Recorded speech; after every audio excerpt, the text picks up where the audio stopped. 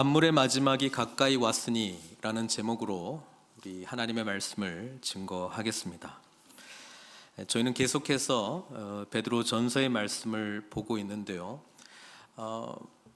간략하게 정리를 하면 우리는 이 땅 가운데 나그네다. 그렇지만 택함 받은 나그네의 정체성, 그렇지만 하늘에 속한 자로서 우리는 어떠한 외부의 고난과 핍박 이런 상황에 처해 있을지라도 열심으로 선을 행하는 삶을 살아가야 된다. 그게 가장 큰 주제라고 볼 수 있습니다. 이때까지 각 그 왕과 제도 앞에서도 그렇게 순복하고 순종하는 삶, 또 비록 믿지 않는 주인의 종이 되어서 믿는 자로 살아갈지라도 부당하게 받는 대우 속에서도 선한 삶을 순종함으로 나타내야 되고, 가정 안에서도 그렇게 해야 되고, 정말 그 크리스찬으로 살아가는 것이 때로는 우리 세상의 공격과 어떤 대립 속에 처해 있을지언정 우리는 계속해서 하나님의 선하심을, 예수 그리스도께서 사셨던 삶을 본받아 살아가야 된다, 이런 이야기를 해요. 자, 오늘 1절부터 이제 11절까지 읽었던 이야기는 이제 우리의 초점이 어디에 맞춰져 있냐면은 우리 믿는 공동체에 맞춰집니다. 우리 믿는 크리스찬은 그러면 어떻게 살아가야 하는지를 말하고 있어요. 근데 여기 보면은 사실 우리가 믿는 자로 살아간다라고 하는 거는 사실 두 가지 질문에 늘 대답하는 거라고 저는 생각을 해요. 첫 번째는 예수님 안에서 도대체 우리에게 어떤 일들이 일어났는가, 복음의 내용이 뭔가 이 말이거든요. 예수님 안에서 도대체 우리에게 어떤 일들이 일어났는가, 이게 첫 번째 질문이라면, 두 번째는 만약 그렇다면 우리는 어떤 삶을 살아야 하는가. 여러분, 예수님 만난 사람은 이 두 가지를 늘 물어볼 수밖에 없어요. 그래서 이 첫 번째 질문, 그리스도 안에서 우리에게 이루어진 이 복음의 사건을 통해서 우리에게 진 일이 풍성하면 풍성할수록 우리가 그러면 어떻게 살아가야지 하는 이 삶에 대한 모습도 풍성해질 수밖에 없다라고 하는 것입니다. 그래서 이 두 질문을 깊이 더 풍성하게 답하면 답할수록 우리는 예수 그리스도의 합당한, 복음에 합당한 삶을 살아가게 된다라고 하는 것이죠. 그래서 1절부터 11절을 그 두 가지 질문을 가지고 저희들이 한번 정리를 하면 좋을 것 같아요. 첫 번째는 이거죠. 그리스도 예수 안에서 우리에게 이루어진 일이 도대체 뭐냐. 1절 말씀은 이렇게 돼 있어요. 그리스도께서 이미 육체의 고난을 받으셨으니 너희도 같은 마음으로 갑옷을 삼으라. 이는 육체의 고난을 받은 자는 죄를 그쳤음이니, 이렇게 돼 있어요. 근데 이 구절을 읽어보면은 우리의 관심은 약간 마지막 부분에 좀 관심이 있어요. 뭐냐면 고난을 받은 자는, 육체의 고난을 받은 자는 죄가 그쳤나? 그러니까 고난받는 모든 크리스찬은 그러면 죄가 끝난 것인가? 그런 말인가? 라고 질문을 던질 수 있는데, 사실 이 내용은 학자들마다 그렇게 볼 수도 있고, 저는 이제 지금 말씀드리는 견해가 더 맞다라고 생각하는데, 예수님에 대한 이야기를 하는 거예요. 지금 육체의 고난을 받은 자는 예수님에 대한 이야기를 하고 있습니다. 예수님께서 지금 육체의 고난을 받았다라고 하는 것은 십자가에서의 죽으심을 의미하거든요. 그래서 그 죽으심으로 말미암아 우리에게 어떤 일이 일어났습니까? 죄로부터, 죄의 종노릇 하는 것으로부터 우리는 자유함을 누리게 되었습니다. 그러니까 죄가 그쳤다, 그 말이죠. 예수님 안에서 우리에게는 죄로부터 자유하게 됐을 뿐 아니라 승리하게 되었다라고 하는 것을 말씀하고 있습니다. 이것은 이미 3장에서 말했던 내용이에요. 3장 18절에 나와 있죠. 3장 18절에 보면 그리스도께서 단번에 죄를 위하여 죽으사 의인으로서 불의한 자를 대신하셨으니 이는 우리를 하나님 앞으로 인도하려 하심이라, 이렇게 나와 있잖아요. 그래서 예수님의 단번에 죽으신 이 육체의 고난을 통해서 우리는 죄로부터 자유하게 되었다라고 하는 것이 복음이 저와 여러분들에게 주신 놀라운 은혜이자 축복이라고 하는 사실이죠. 자, 그렇다면 우리에게는 삶이 완전히 바뀌었어요. 우리가 기원전을 BC, Before Christ, 그리고 기원 후를 AD는 라틴어죠. Anno Domini, the year of the Lord, 주님의 해라고 하는 뜻인데, 그것처럼 Before Christ, After Christ가 확실히 구분이 된다라고 하는 거예요. 예수 이전에 우리의 삶은 이런 삶이었고, 예수님 이후에 이런 삶은, 우리의 삶은 이런 삶이다라고 하는 분명한 대조가 있다라고 하는 것을 말해주고 있어요. 그러니까 예수님 안에서 예수님께서 이 죄의 문제를 해결해 주시면 우리의 삶은 완전히 달라질 수밖에 없다. 왜? 죄가 그쳤다. 죄의 종로로 타는 삶이 아니기 때문에. 그래서 그 내용을 설명을 해주고 있는데, 이렇게 설명을 해요. 2절은 4장 2절은 예수님을 구주, Savior, 죽음으로부터 구원해 주신 주님, 그리고 우리의 왕이 되신 주님, 이 Savior and Lord로 우리가 고백하는 거잖아요, 예수님을. 그래서 죄로부터 우리를 구원해 주셨습니다. 사망으로부터 우리를 구원해 주셨습니다. 동시에 우리의 삶의 진짜 주인은 예수님, 이게 구주라고 하는 고백이죠. Savior and Lord. 자, 그렇게 고백을 하면은 우리의 예수님을 구주로 모시기 전의 삶은 그 3절이고, 구주로 모시고 난 이후의 삶은 2절이에요. 그래서 2절은 어떻게 설명하냐면은, 그 후로는, 예수님을 믿은 후로는, 예수님께서 나의 삶의 주인이 된 후로는, 내가 이제 하나님 나라에 들어간 자녀로서 살아가게 된 후로는 다시 사람의 정욕을 따르지 않고, 이게 사람의 정욕을 따른다라고 하는 것은 내 하고 싶은 대로 살았던 그 삶, 내 욕망대로 살고 싶었던 그 삶을 청산하고, 이제는 누구의 뜻을 따라 산다고요? 하나님의 뜻을 따라 육체의 남은 때를 살게 하려 함이라. 그래서 예수님을 진정 믿게 된 우리의 삶은 구원받은 감격과 함께 이제는 내 뜻대로가 아닌 하나님의 뜻에 따라 살겠습니다. 자, 여기에는 더 깊은 의미들이 있어요. 하나님의 뜻이 뭔지를 알아야 되죠.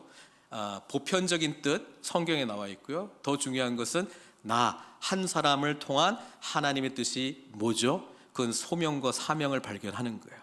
이것은 어떤 사람은 굉장히 분명하게 처음부터 나타나서 그것을 따라서 가는 삶도 있지만은, 이것이 아주 조금씩 보편적으로 우리에게 찾아오는 과정으로 우리에게 다가올 수도 있습니다.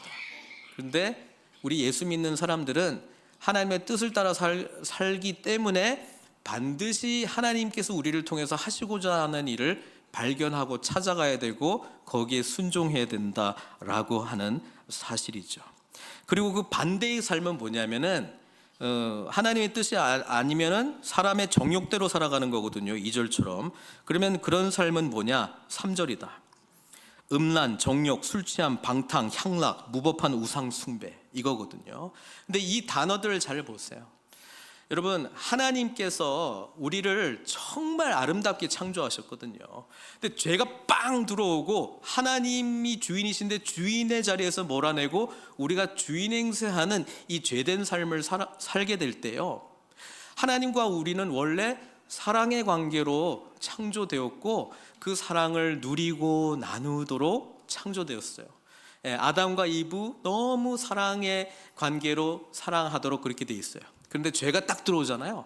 자기 중심적인 욕망이 들어오잖아요. 정욕이 들어오잖아요. 그럼 이 사랑이 뭐로 변질되는 줄 아십니까? 음란이 됩니다. 음란이요. 뭔가 외적으로는 좀 뭐 있는 것 같은데 사랑이 아니에요.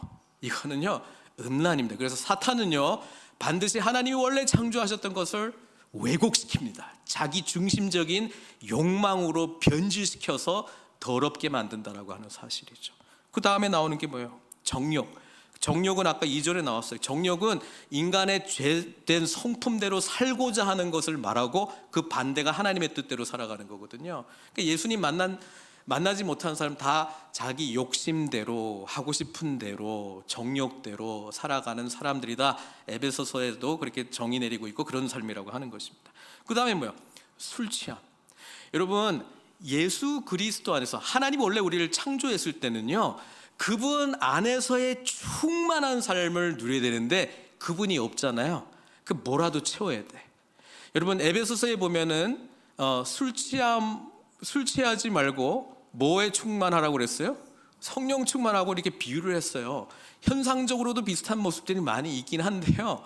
그 성령으로 충만하지 못하면 다른 그 무엇으로 취해야 되거든요. 취한다라고 하는 것은 하나님의 관점으로 이 세상이 안 보입니다. 내 욕망대로 모든 것이 보인다라고 하는 것이고요. 하나님의 뜻에 나의 삶을 내어 맡기는 게 아니라 이 술에 모든 것을 맡긴다라고 하는 것이거든요. 그런 의미에서의 술 취함입니다. 그 다음 뭐예요? 하나님 우리가 뭔가로 가득 찬 삶을 살아야 되는데 술 취함도 그러고 뒤에 나오는 우상 숭배도 그러고 하나님 없으니까 뭔가 공허하니까 자꾸 채워야 되거든. 우리는요 성령으로 충만할 때 만족한 거예요. 성령으로 충만할 때 우리는 가장 기쁜 거예요. 그 뒤에 나오는 게 뭐예요? 방탕함과 향락은 뭐냐면요 하나님 안에서의 즐거움이 변질된 거예요.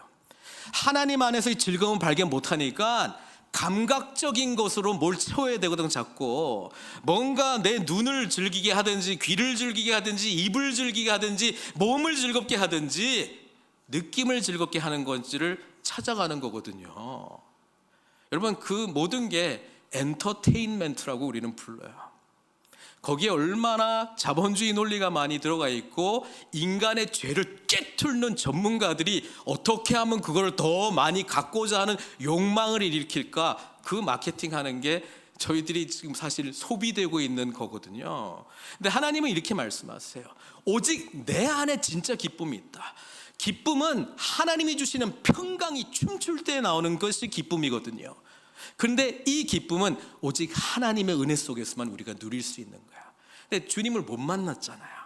그러니까 자꾸 대체품을 찾는데 죄된 세상 속에서 아무리 찾아봤자 뭐 있는 듯 하나 사실은 그냥 신기루와 같은 허상을 붙드는 것이다 라고 하는 것이죠. 그 뒤에 나오는 우상숭배, 우상숭배는 하나님 아닌 그 어떤 것이 내 마음의 왕자의 자리를 잡고 있어서 이것을 내가 숭배하면서 살아가는 거예요.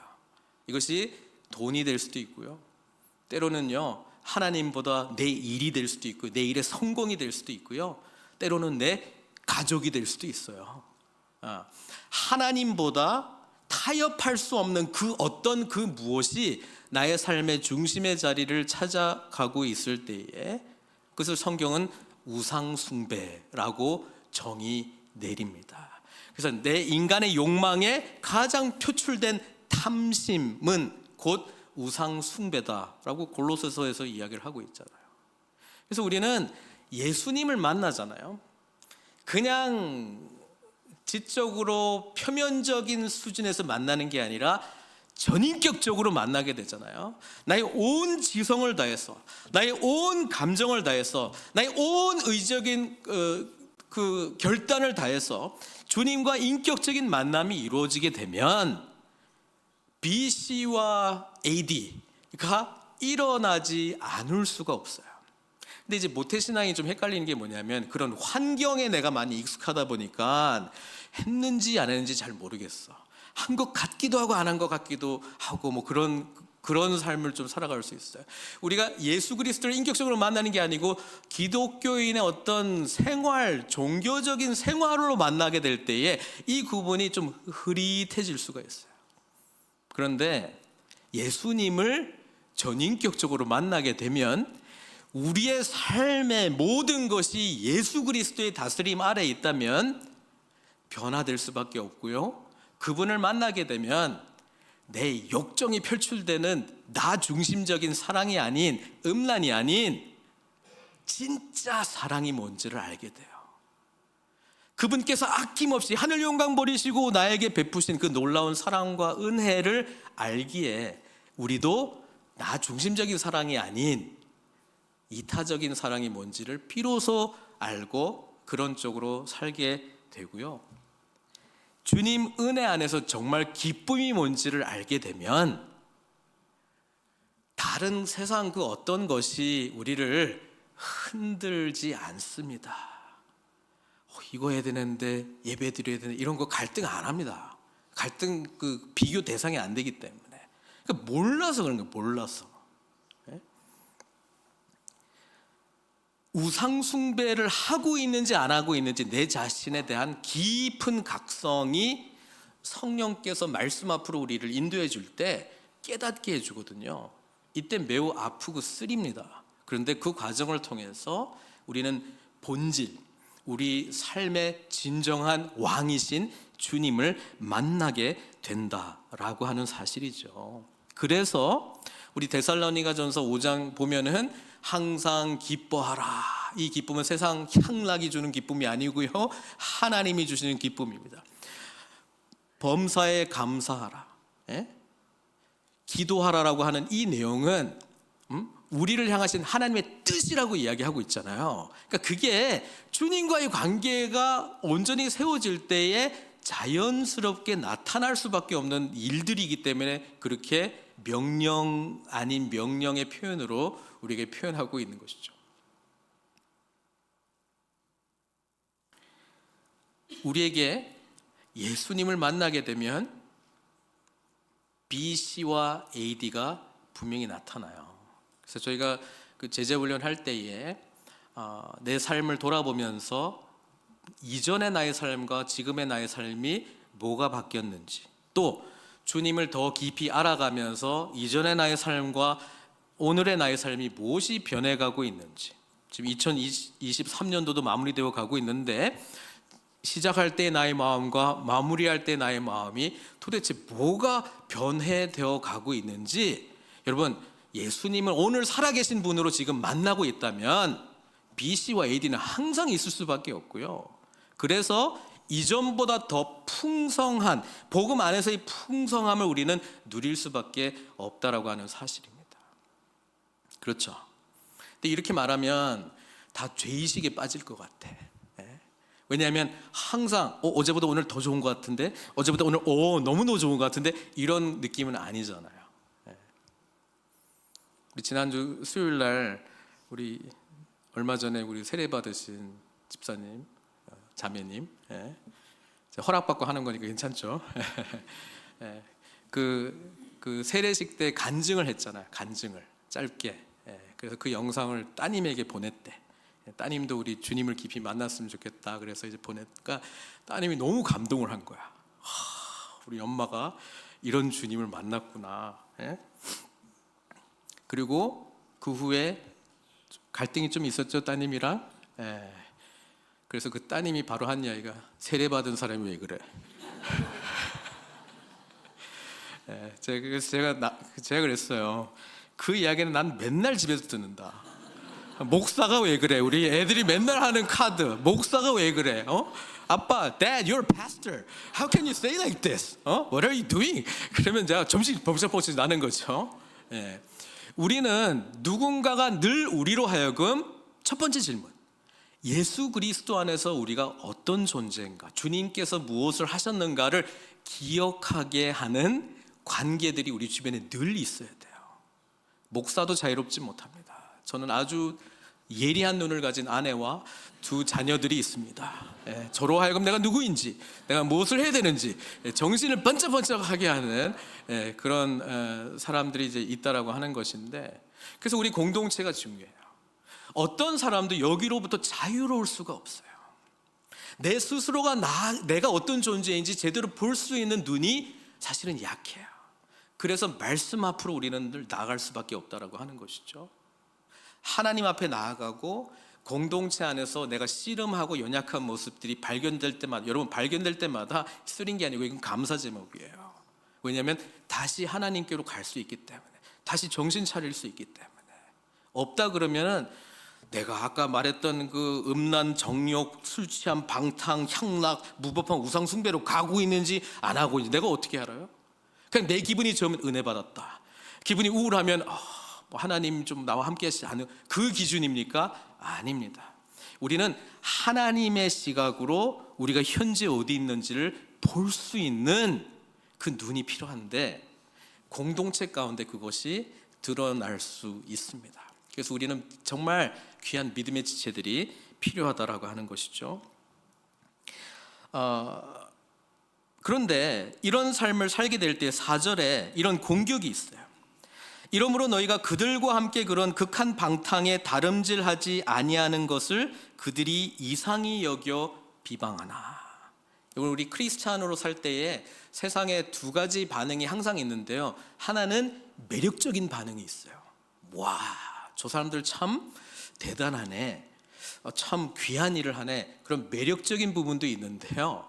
또 동시에 매우 세상 사람들이 싫어하는 모습도 있어요. 예를 들어서 정말 우리 성경적인 가정관을, 성경적인 부부관을 우리가 주장하면 오늘 정말 이 진보하고 있는 사회에서는 완전히 그 폐쇄적인 사람으로 지금 낙인 찍히고 있는 시대에 우리가 좀 살고 있지 않습니까?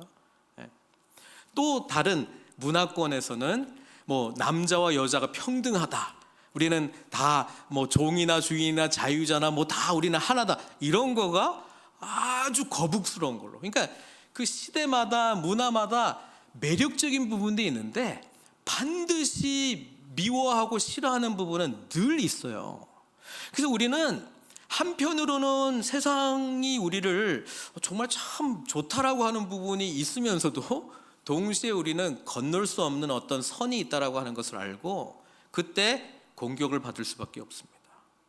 지금 하나님만이 유일신이다라고 말하는 이 다신 문화 속에서, 여러 신들을 섬기는 이 문화 속에서 황제마저도 신이다, 너희 신도 좋은데 일단 황제를 섬기면서 니네가 믿고 싶은 거 믿어라고 하는 게 타협점에 이룰 수 없는 기독교인들에게는, 그들이 신을 섬길 때 했던 모든 문화로부터 격리 같은 삶을 살고 있는 그들이 얼마나 많은 비방거리를 받았겠어요. 너희들은 왜 그러냐. 그래서 우리는 안 믿는 사람들로부터 두 가지 평가를 받아야 되는데, 예수 믿는 것 때문에 참 대단합니다, respect, 그 하나 평가가 있어야 되고요. 또 하나는 I hate you, 당신 정말 싫어, 이런 평가도 우리는 받아봐야 돼요. 여러분, 예수님 믿으니까 늘 나이스해야 되고 하다 보니까 이 후자의 평가를 안 받으려고 우리는 뭘 하냐면은 안 나서, 티를 안 내, 기독교인지 아닌지 아무에게도 안 가르쳐줘. 왜? 비방받고 싶지 않으니까. 그런데요, 세상 속에 살면서 우리는 비방거리도 들어야 되는 게 하늘에 속해 있지만 여전히 이 땅 가운데 살아가는 저와 여러분들의 현실이라고 하는 것입니다. 베드로 사도가 그렇게 말하고 있어요. 그래서 그것 때문에 받는 고난이 있다, 억울한 고난이 있다, 손해보는 거 있다, 그게 크리스찬의 삶이다, 받아들여라, 그렇게 말하고 있어요.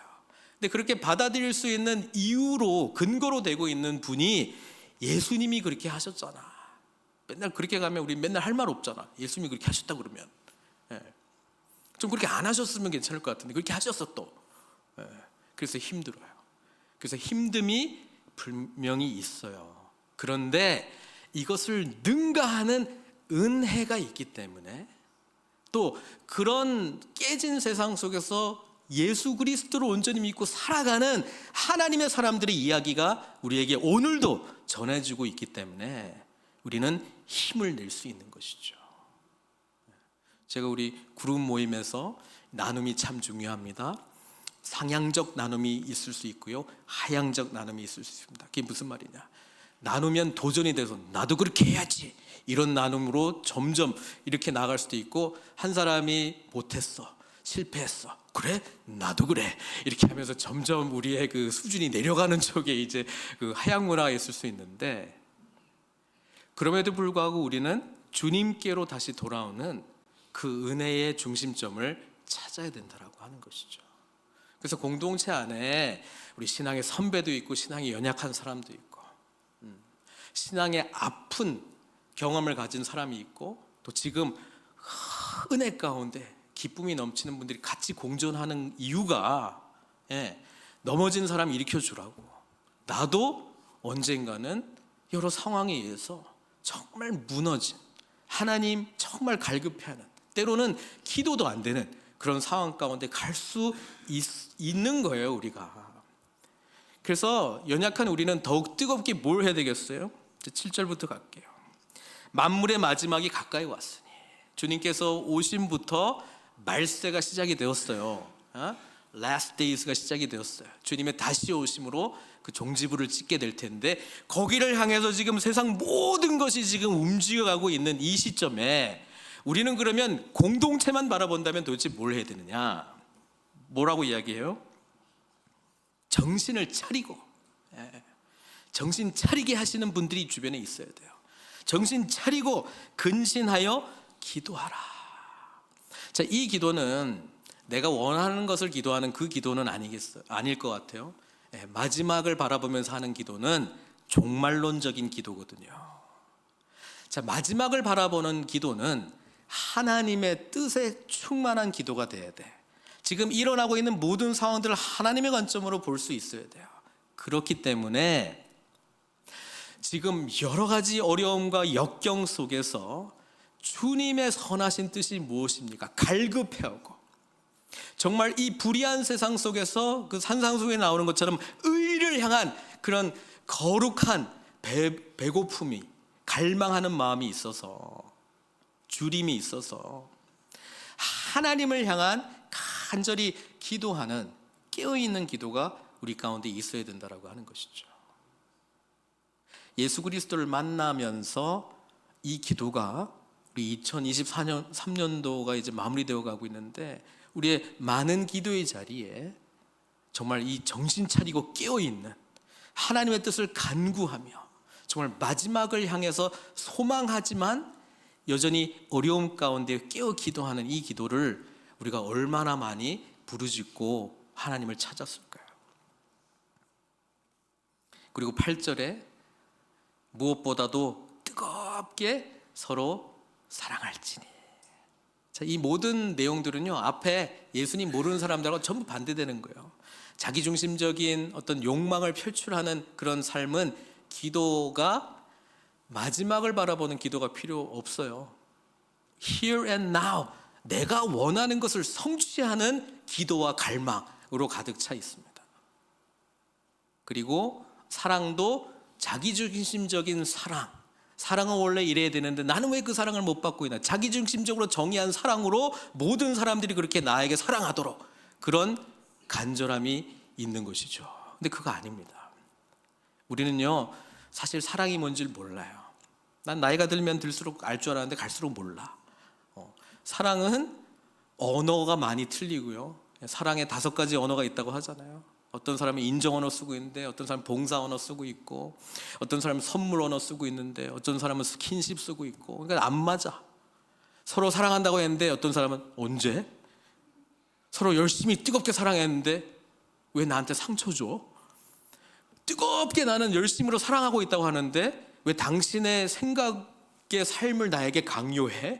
약간 이런 식으로 사랑이 언어가 안 맞으니까 빗나가는 것이죠. 성경에 보면 주님께서는 희생적인 사랑을 보여주셨어요. 자기의 모든 것을 아낌없이 쏟아내으신 그 십자가에서의 사랑을 보여주셨고요. 우리가 진실함으로 서로 사랑해야 된다, 그렇게 말하고 있는데, 진실함은 진리를 근거로 해서 나오는데 진리는 예수 그리스도시잖아요. 그러니까 주님을 근거로 한 그런 진실한 사랑이 우리 가운데 나타나려면 사랑도 받아본 사람이 사랑하는 거거든요. 주님의 사랑을 받아본 사람이 사랑할 줄 아는 거거든요. 공동체의 사랑을 경험한 사람이 공동체의 사랑이 무엇인지를 알고 귀하게 여기고 거기에서 어떻게 사랑할 수 있는가를 배우는 거거든요. 하늘 영광 버리고 이 땅 가운데 오신 주님의 성육신적인 사랑을 이해하면 나도 내 위치에서의 사랑을 강요하는 것이 아니라 저 사람의 눈높이에 맞춰가서 저분의 삶에 들어가서 그분이 고민하는 것과 함께 고민하면서 사랑해 줘야 되는 거, 그거 이제 깨닫는 거잖아요. 그거는 아무리 공부한다고 되는 게 아닌 것 같고요. 나의 사랑 없음을 깨달으면서 그 사랑을 달라고 하나님께 간구하고 기도하면서 주님께서 어떤 삶을 사셨는가를 계속 묵상하면서 성령의 공급하시는 은혜 속에서 그 사랑이 실천되어 나가는 것을 경험하면서 배우는 것이지, 혼자 돛 닦고 앉아 있는다고 그 사랑이 갑자기 펑석해지는 거 아니에요. 여러분, 주님과 같은 사랑의 마음을 품는 자가 되게 해주십시오. 그렇게 기도하면 내가 감당 못할 사람들이 내 주변에 우르르 몰릴 거라고 하는 것을 기도하는 것 알고 계시죠? 알고 계시죠? 하나님, 제가 주님과 같이 되기를 원합니다 라고 기도할 때 십자가를 향해서 나를 몰아주십시오, 그렇게 기도하는 것 알고 계시죠? 제가 주님 닮기를 원합니다 기도할 때 광야에서 시험 받을 것이라고 하는 것을 알고 기도하는 것. 사실 우리는요, 구할 때도 우리가 진짜 뭘 구하는지 몰라요. 예수님의 제자들도 그랬잖아요. 주님, 주님의 나라가 임할 때 한 명은 여기, 한 명은 여기 세워 주시옵소서. 니네가 뭘 구하는지 모르는구나. 자신들이 순교하게 될 거라고 누가 알았어요? 그 요구했던 사람 중에 야고보 제일 먼저 순교했잖아. 예? 그래서 오른편에 가는 거예요. 알죠? 순교자들이 가장 주님과 가까이 있거든. 우리는요, 주님이 요구하시는 그 수준을 사실은 잘 모르고요, 우리가 이해한 수준으로 사실은 더 많은 것을 요구해요. 그런데 가장 큰 축복은 내가 생각했던 대로의 그게 아니구나라고 하는 각성 속에 누가 들어와요? 주님이 들어와. 내 생각과 내 방식을 내려놓는 상황이 닥칠 때에 주님의 뜻이 비로소 임해. 그거를 우리는 경험하면서 인생은 주님 뜻대로 하는 거구나. 인생이라고 하는 거는 주님 더욱 의지하면서 하는 거구나. 내가 생각했던 좋다, 안 좋다, 이 기준은 지극히 내 주관적인 생각이고, 주님께서 좋다고 하시는 게 좋은 거고 주님께서 아니라고 하는 게 아닌 거구나. 그걸 우리가 살아가면서 배우는 것이죠. 공동체 안의 사랑, 다 우리가 사랑은 이런 거야, 누가 정의 내리라고 질문해가지고 답하기 전까지는 뭐 안 나올 수도 있는데 다 가지고 있어요. 왜냐하면 부딪힐 때 저 왜 저래? 그거는 내가 원하는 사랑이 아니라는 말이잖아요. 에? 뭔가 나는 이럴 때 사랑받는 것 같아. 우리는 공동체 안에서 사실 사랑, 또 성령의 모든 열매들은 공동체 안에서만 경험할 수 있습니다. 여러분, 혼자 신앙생활을 해가지고 사랑을 어떻게 배우겠어요? 그냥 자기가 사랑을 많이 할 것 같은 느낌이 들 뿐이지, 공동체에 막 들어가면 감당 못하는 사람들 보면 저 사람 때문에 그런 거지 나는 사랑이 풍성했거든, 혼자 있을 때는. 공동체 안에서만 사실 우리의 한계, 우리 자신의 한계가 극명하게 드러나고요, 그것을 복음 안에서 해결할 수 있는 사람들만이 거기서 잘합니다. 자기 자신에 대해서 절망하고 주님께서 다스리시는 그 은혜를 붙든다라고 하는 것이죠. 그리고 세 번째는 각각 서로 대접하기를 원망 없이 하고, 저 지난 금요 그 찬양 예배 때 지난주에 한 본문인 줄 알았어요. 이거 제가 요즘 연말에 정신이 하나도 없나 봐요. 5주째 설교 준비하고 있어서 제가 이게 지난주 본문으로 알고 했는데, 집에 돌아오는 길에 생각해 보니까 주일날 설교해야 될 본문을 내가 지난주 했다고 이렇게 말했더라고요. 서로 대접하기를 원망 없이 하고, 이게 hospitality. 여기서 말하는 서로 대접하라라고 하는 거는 초대교회에서 굉장히 중요하게 자기의 집으로 이렇게 손님들을 모시는 것을 말하고 있습니다. 그냥 우리가 맛있는 거 대접할게요, 좋은 식당 가서 식사해요, 뭐 이런 게 아니고 자기 집으로 모시는 것을 말합니다. 그런 hospitality. 자, 그런데 저는 그 헨리 나우엔 예수회, 카톨릭 예수회 신부이기도 한데, 우리 그분의 책들은 개신교에도 많이 익혀졌어요. 그래서 개신교에도 영성적으로 굉장히 중요한 인물인데, 이분은 그 대접, hospitality, 환대를 이렇게 정의를 해요. Hospitality means primarily the creation of a free space. 자유로운 공간을 창조하는 것이다. Where the stranger can enter and become a friend instead of an enemy. 어떤 이방인이 원수가 아니라 친구가 될 수 있는 공간을 창조하는 것이다. 그렇게 환대를 정의했고요. 또 이렇게 이야기했어요. Hospitality is not to change people, but to offer them space where change can take place. 이 환대라고 하는 것은 그 사람을 바꾸려고 하는 게 목적이 아니고 그 사람들이 변화될 수 있는 장을 마련하는 것이다. 그렇게 정의를 내요. 되게 저한테는 너무 멋있는 표현이라 가지고 이게 확 들어왔는데 어떤 의미냐면은 우리가 누구를 대접할 때요, 항상 대접에 약간 의도가 있어요. 목사님 식사 한번 합시다. 그러면 제가 무슨 생각할까요? 지금 하고 있는 일을 그만두겠다고 하든가, 아니면 제가 그 싫어하는 한 곳이 있어. 거기서는 많은 분들이 저랑 만나고 교회를 떠났어. 그래서 거기서 만나자 그러면 약간 좀 노이로제 걸렸는데 하여튼 거기는 싫어. 예.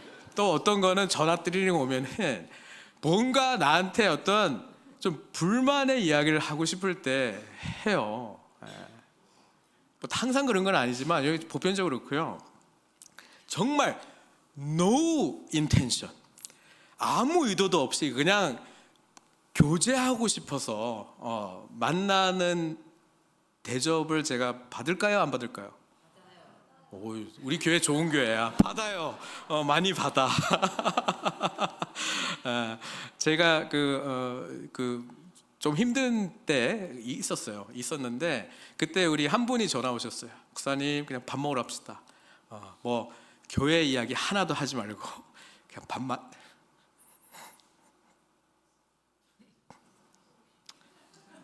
요즘 여성 호르몬이 너무 많은 것 같아요. 그냥 밥만 먹자고. 예. 하여튼 그렇게 하셨던 분이 있는데 이 hospitality는 자신의 공간에 한 사람을 받아들이는 겁니다. 그리고 그분이 주님을 만나도록 그 사람이 원래의 자기 모습을 자유롭게 표현할 수 있도록 그 자리를 마련하는 것입니다. 그래서 이 자리를 마련한 자는 그 사람의 이야기에 귀를 기울입니다. 그 사람이 어떤 상태에 있는지 귀를 기울입니다. 그리고 그 자리에서 변화를 일으키시는 성령님을 만나도록, 주님을 만나도록, 자신이 만난 주님을 나누면서 이분을 돕습니다. 그게 초대교회에서 했던 환대입니다. 우리가 어제 이제 비전 컨퍼런스가 끝났는데요. 정말 감사하게도 뭐 공개적으로든 개인적으로든 정말 우리 공동체를 만나서 이 환대의 경험을 한 분들 이야기를 들을 때 정말 예수님께서 우리 가운데 역사하시는구나, 제가 그것을 경험하게 됩니다. 우리가 마지막에 우리는 큰 그림이 어떻게 되는 줄 알아요. 주님의 나라가 완성될 것이고요, 영원한 그분과 함께 우리는 영원토록 정말 새하늘과 새 땅에서 우리는 살아가게 될 텐데, 우리는 여전히 그렇지만 힘들고 이 부대끼는 세상 속에서 살고 있잖아요. 그때 우리 공동체가 만날 때 뭘 해야 되겠습니까? 우리는 특히 성숙하면 자신의 공간을 창조해야 됩니다. 그리고 그 공간 안에 연약한 자들이 들어오더라고. 그리고 그분의 소리를 들어야 됩니다. 그리고 그것을 해결해 주실 수 있는 유일한 분, 주님께로 인도해야 됩니다. 그게 기독교적인 환대입니다. 그래서 여기 서로 대접하기를 원망 없이 하고, 왜냐하면 이게 힘들어요. 여러분 아픈 분들 공간 내어드리고 할 때 내가 생각했던 바운드리를 막 넘어가고요, 막 침범해 들어오고 더 많은 것을, 나는 많은 걸 이미 줬다고 생각해 더 많은 걸 요구할 때도 있어요. 이때 뭐가 튀어나오겠어요? 내가 괜히 예수님 잘 믿어가지고 좀 대충 믿었으면 이런 걸 할 생각도 안 했을 텐데 뭔가 시도라고 하려니까 너무 힘드네. 원망이 튀어나옵니다. 그때 내려놓고 우리 주님을 만나도록 주님께서 나에게 먼저 그분의 거룩한 자리에 불의한 나를 초청해 주셨구나, 환대해 주셨구나, 받아주셨구나. 나의 이 아프고 신음하는 소리를 주님께서 귀 기울여 들어주셨구나, 나를 만져주셨구나. 주님 때문에 이 원망이 사라지는 것이지, 우리는요 끊임없이 우리의 그 육체의 한계가 있기 때문에 우리의 한계가 섬기려고 할 때 참 많이 부딪혀요. 그래서 힘든 거예요, 섬기는 게. 그래서 그 다음 10절부터는 각각 은사를 받은 대로 하나님의 여러 가지 은혜를 맡은 선한 청지기 같이 서로 봉사하라. 이 서로 섬긴다라고 하는 것은 은총의 자리입니다. 우리가 2023년도를 돌아보면서 정말 뭐 타이틀을 가지고 보이는 곳에서 또는 보이지 않는 곳에서 참 우리 많은 성도님들이 정말 섬겼습니다. 귀하게 생각합니다. 그리고 내년도에도 또 뭐 계속 섬기실 분들, 또 새롭게 섬기실 분들 계실 텐데요. 저도 어떤 분들에게는 이렇게 섬김의 자리로 이렇게 초청할 때가 있죠. 그때 좀 이렇게 거절하신 분들도 계세요. 그리고 뭐 상황이 정말 할 상황은 또 아닌 부분도 분명히 있어요.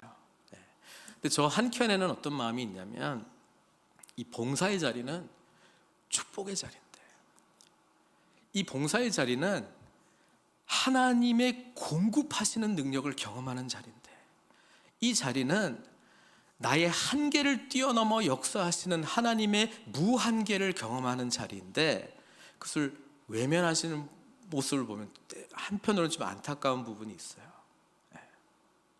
여러분, 기독교의 봉사는 내가 상황이 되고 여건이 되고 능력이 돼서 하는 자리가 아니고요, 오히려 연약하고 부족하지만 주님께서 일하실 것을 신뢰하면서, 10절에 나오잖아요.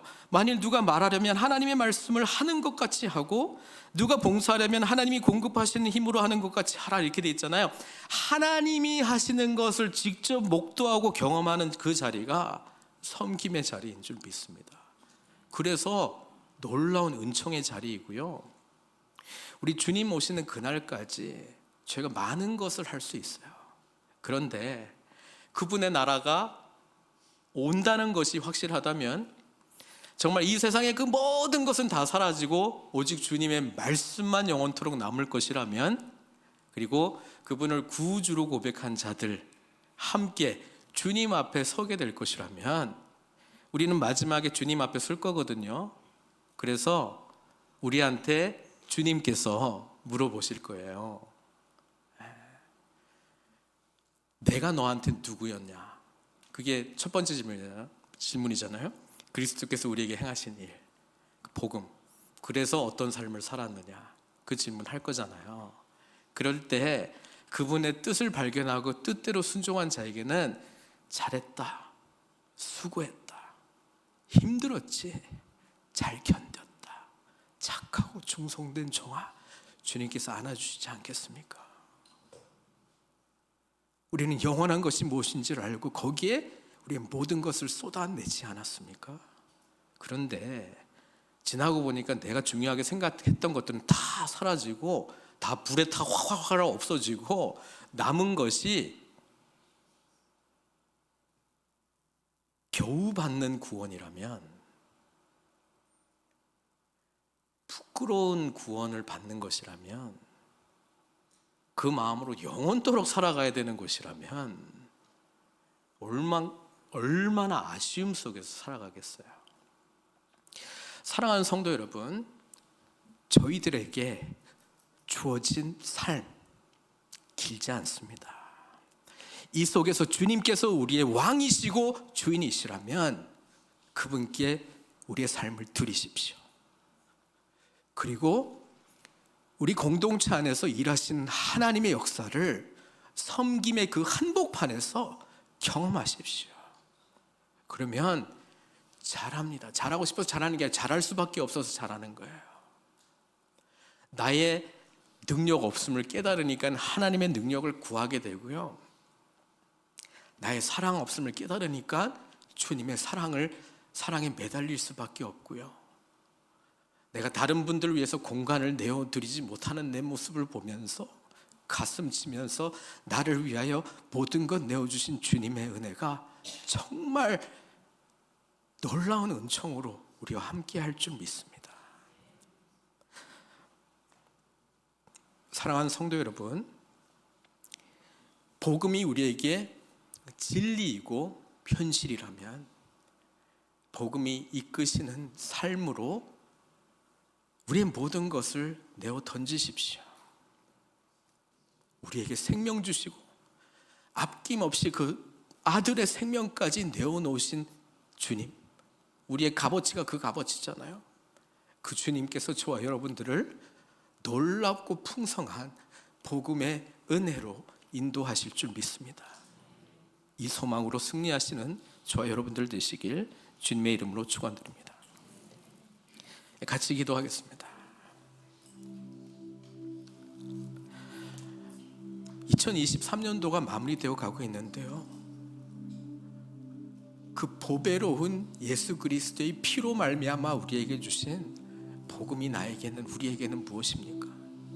그리고 정말 예수 그리스도의 보배로운 피로 우리가 구원받은 자라고 하는 사실이 진정으로 믿어진다면, 나의 온 마음과 뜻을 다해서 믿어진다면 거기에 합당하게 우리는 어떻게 정신 차리고 깨어 기도했으며, 어떻게 서로 뜨겁게 사랑했으며, 어떻게 서로 대접했으며, 어떻게 서로를 위해서 봉사의 자리로 나아갔는지 주님께서 지금 묻고 계십니다. 주님 앞에 서게 될 그날에 주님의 품에 부족하지만, 죄송하지만, 황송하지만 안기는 그 종말론적인 소망을 가지고 오늘 새롭게 2024년도를 마무리하고 내년도를 준비하겠습니다. 결단하는 기도 우리 주님께 올리도록 하겠습니다. 함께 기도하시겠습니다.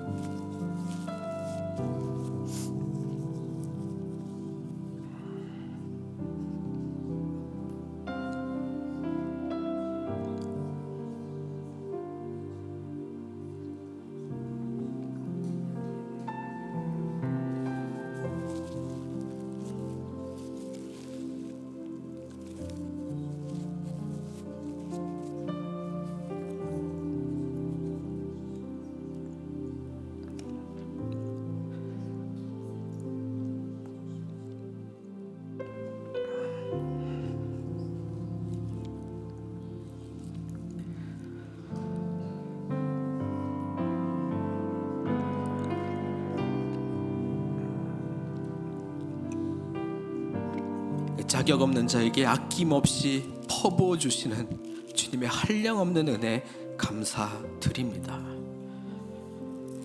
예수 그리스도께서 우리를 살리시기 위하여 어떤 삶을 사셨는가 늘 묵상하면서, 늘 마음판에 살면서 우리 또한 주님 다시 오시는 그날까지 믿음으로 승리하게 하여 주시옵소서. 더욱더 우리 공동체 안에 정신 차리고 깨어 기도하게 하여 주시고, 더욱더 뜨겁게 사랑하게 해주시고, 하나님 아버지 서로 진정으로 삶의 자리에 아버지 하나님 그 자리를 창조하면서 진심으로 대접하게 해주시고,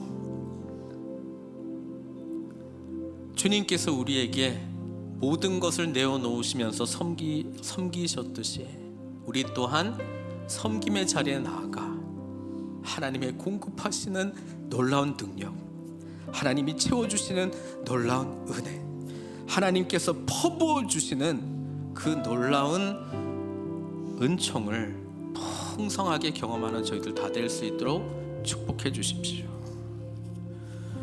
2023년도 함께 하신 주님을 찬양합니다. 내년도에는 새로운 마음으로 주님과 동행하는 저희들 다 될 수 있도록 인도하여 주시고, 우리 늘푸른 선교교회가 더욱더 하나님 나라의 복음 안에서 풍성해지는 은혜와 축복을 누릴 수 있도록 축복해 주시옵소서. 예수님의 귀하신 이름으로 기도드리옵나이다.